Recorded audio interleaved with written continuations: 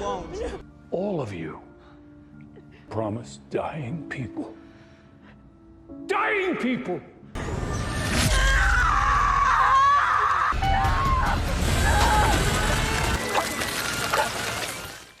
A sick and desperate John travels to Mexico for a risky and experimental medical procedure in hopes of a miracle cure for his cancer, only to discover the entire operation is a scam to defraud the most vulnerable. The movie opens with John Kramer undergoing an MRI scan in a hospital, being told afterwards by a doctor that due to his advanced brain cancer, he has only months left to live. While John is at the hospital, he notices a custodian attempting to steal a patient's belongings. The custodian later wakes up in a trap set up by John, his hand caught in a mechanical contraption and 2 vacuum tubes hooked up to his eyes. He has 60 seconds to turn a dial that will activate the contraption, breaking all 5 fingers on his right hand one by one, or else his eyes will be sucked out by the vacuum tubes. He only manages to break 3 of his fingers before the timer runs out and he gets his eyes vacuumed out. However, the trap sequence is revealed to have taken place entirely in John's imagination, and the custodian puts back the patient's belongings after noticing John watching him. Welcome to the review recapped. Subscribe for a bit of good luck and enjoy.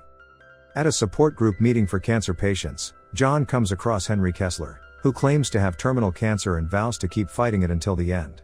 4 months pass, and a bereft John is sitting in a coffee shop, about to sign his last will and testament, when he encounters a seemingly much healthier Henry, who claims to have been cured by an experimental cancer treatment given by Norwegian doctor Dr. Finn Peterson. After doing some research, John finds the website of Peterson's daughter, Dr. Cecilia Peterson, who is continuing her father's work and claims that corrupt pharmaceutical companies have been going after him, thus forcing her to perform further clinical trials of the treatment off the grid. John gets in touch with Cecilia, who refers him to her makeshift clinic in Mexico City for a surgery in 2 weeks' time. John travels to Mexico City and, upon arriving, is given a tour of the city by taxi driver Diego, who takes him to the facility, located in a remote location just outside the city boundaries. He is introduced to Gabriela, who claims to have been cured by Cecilia's treatment, as well as Cecilia and the rest of her medical team, nurse Valentina, anesthesiologist Mateo and surgeon Dr. Cortez. As Cecilia takes John to the operating room, located within an abandoned chemical factory, he encounters a young boy, Carlos, playing with a soccer ball outside the facility. Before his surgery, John speaks with Parker Sears, who has just undergone a similar operation. Cecilia and her team conduct the surgery on John, and he awakens to find Cecilia congratulating him and assuring him that the surgery was successful. Believing himself to be cured of his cancer and finding a new lease on life, John fixes Carlos' bicycle before purchasing a bottle of tequila as a gift for Gabriela. Upon returning to the facility to present the gift, John finds the operating theater abandoned and in a state of disarray. John realizes that the surgery never actually took place, his brain tumor was never removed and the experimental treatment was an elaborate scam. After figuring out that Dr. Cortez was Diego in disguise, John abducts the taxi driver. Diego wakes up back in the facility with John watching over him as his test begins. Diego has 2 pipe bombs wired into his arms and he must use 2 scalpels attached to his hands to cut through his flesh in order to remove the explosives. Diego survives his test and gives up information about the rest of the con artists. Meanwhile, while closing up his veterinarian's office, Mateo sells drugs to a desperate Gabriela, before he is abducted moments afterward by an assailant in a pig mask. The same assailant kidnaps Valentina while she is being assaulted by a stranger in his car, before going on to kidnap Gabriela from a nightclub bathroom and Cecilia from her home as she tries to escape in her car. The kidnapper removes their mask moments before Cecilia is abducted, revealing themselves to be Amanda Young, John's apprentice, with both her and John working together to kidnap Cecilia. Valentina, Cecilia, Mateo and Gabriela all wake up back in the disused factory they had used as the facility for their fraudulent activities, finding themselves in a deadly game overseen by John and Amanda.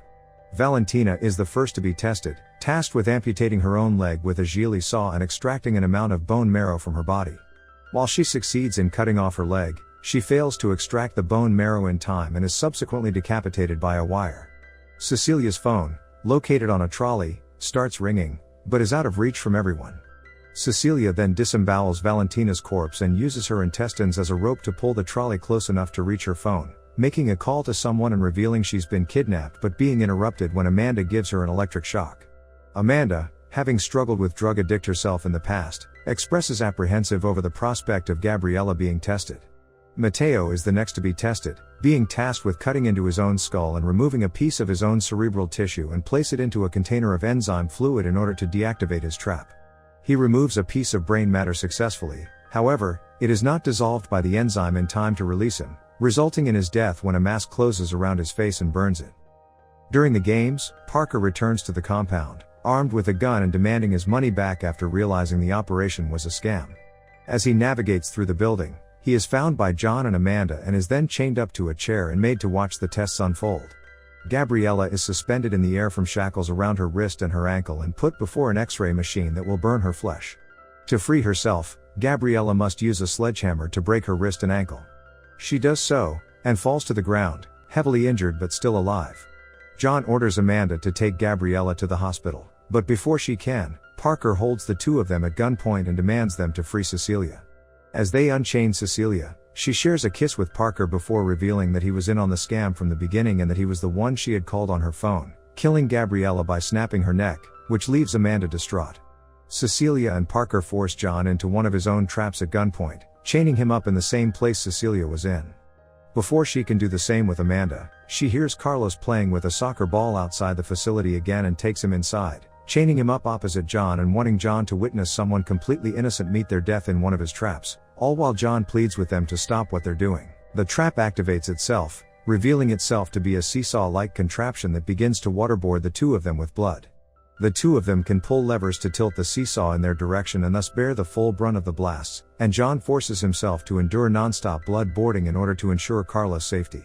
Parker and Cecilia run to the room in which Amanda and John were controlling the games earlier in order to run away with the bags of money they'd acquired from the scam. However, upon taking the bag of money, it activates a tripwire that stops the blood boarding trap. As Amanda frees Carlos and John watches from below as Parker and Cecilia find themselves trapped inside the control room in a test of their own, which is now filling up with a toxic gas. Their only respite is a hole in the wall that will only fit one of their heads, with Cecilia stabbing Parker to death in order to fit her head through the hole and escape the effects of the gas. The timer runs out and the gas stops coming out, but Cecilia is left trapped in the room as John, Carlos and Amanda exit the building, the movie ending as they walk out into the sunset together.